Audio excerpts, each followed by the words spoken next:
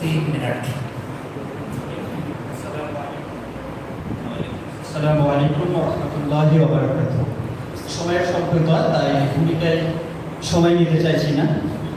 তবে গোলাম সাহেবের পরে আমাকে তোলাটা আমার জন্য বেশ উপকারী হয়েছে, কারণ আমার ভূমিকাটাই ওটাকে আমি ধরে নিচ্ছি আর কি। আসলে আমার যে বিষয়ে বলার বক্তব্য সেটা হচ্ছে, এতক্ষণ যে মানুষটার উপর তিনি কথা বললেন, মুজাদ্দেদ জামান পীর আবু বকর সিদ্দিকী ফুলপুরাবী রহমাতুল্লাহ আলাইহি, ওই প্রসঙ্গে আমি বলবো এবং ওই প্রসঙ্গে আমি আমার আর্টিকেলটাকে সাজিয়েছি এবং আর্টিকেলের নাম নির্ধারণ করেছি মুজাদ্দেদ জামান আবু বকর সিদ্দিকী রহমাতুল্লাহ আলাইহি, পূর্ব ভারতে ও ইসলামিক বিপ্লব। যে ভূমিকায় উনি যে কথা বলছিলেন সেটাকে আমি আরেকটু ক্লারিফিকেশন করার চেষ্টা করছি।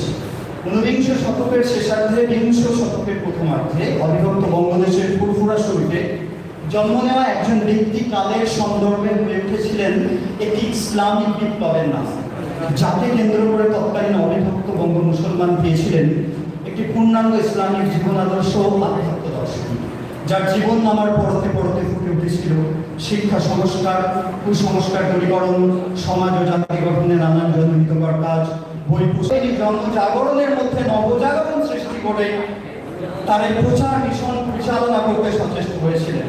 এক্ষেত্রে মনে রাখা দরকার, মুজাদ্দেদ জামান সৈয়দ আহমদ বিন ইরফান সাহেব রেলভি রহমতুল্লাহ আলাইহি তার বিশিষ্ট খলিফা মাওলানা কারামত আলী জৌনপুরি রহমতুল্লাহ আলাইহি কর্তৃক যে নবজাগরণ তথা সংস্কার আন্দোলন পূর্ব ভারতের বুকে সূচনা হয়েছিল, সেটাই ফুরফুরাবী আবু বকর সিদ্দিকী রহমতুল্লাহ আলাইহি তার মিশন কেন্দ্রিক ধর্ম প্রচার ও সংস্কার আন্দোলনের ফলে উভয় বঙ্গ আসামের বৃহত্তর মুসলিম জনগোষ্ঠী তার উল্লেখযোগ্য ধর্মীয় শিক্ষার প্রচার এবং প্রসার লাভের কারণে মুসলিম জনমানুষ উপকৃত হয়েছিল। ফলত মুসলিম জনমানুষে ইসলাম ধর্ম সম্পর্কে যথাযথভাবে ধর্মীয় জ্ঞানের উন্মেষ ঘটেছিল।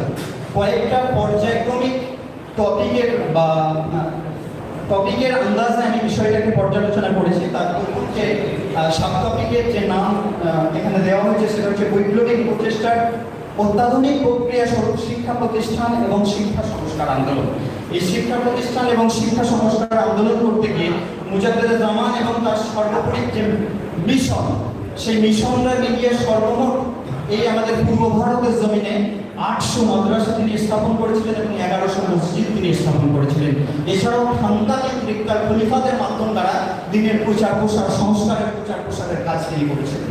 আরও একটা বিশেষ মানদণ্ডের আলোকে তিনি তার প্রচার ভিশন বা প্রচার মিশনকে চালিয়েছিলেন, সেটা হচ্ছে বই পুস্তক প্রণয়ন এবং পত্র পত্রিকা প্রকাশের মাধ্যমে সংস্কারমূলক বা ইসলামিক জাগরণ।